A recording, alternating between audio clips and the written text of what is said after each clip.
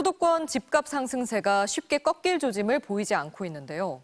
당초 정부는 올해 입주할 서울의 아파트가 3만 8천 가구에 달해 공급이 충분하다고 주장해왔죠. 그런데 MBC 취재 결과 이 통계가 당시 부풀려졌던 것으로 확인됐습니다.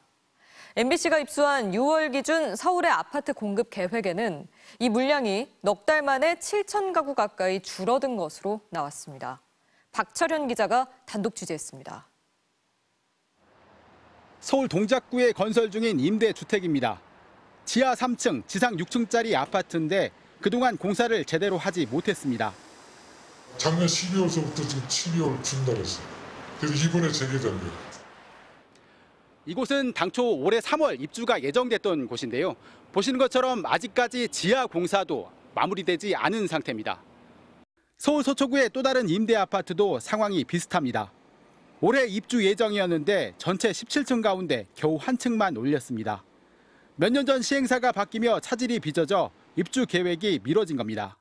26년 상반기에 할 것 같습니다. 저희가 가져왔을 때부터 원래 올해가 아니었습니다.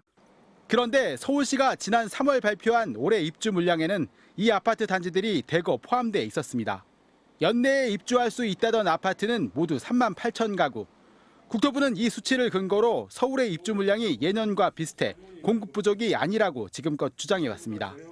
24년에는 3만 8천 호, 25년에는 4만 8천 호가 입주할 예정입니다.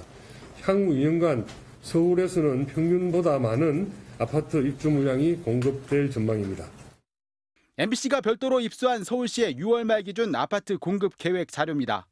올해 입주 예정 아파트를 모두 3만 1천여 세대로 집계했습니다. 넉 달 사이 공급 예정 물량이 7천 세대 가까이 확 줄어든 겁니다.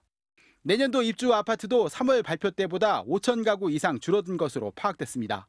올 초 무리하게 공급 물량을 늘려 발표했다가 뒤늦게 수정한 것 아니냐는 지적이 나오고 있습니다. 시장이 정부를 믿지 않고 있습니다.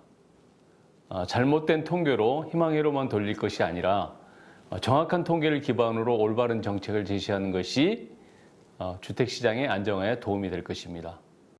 공급이 충분하다던 정부는 이후 태도를 바꿔 이른바 88 대책을 내놓고 서울과 수도권 그린벨트까지 풀기로 한 상황입니다.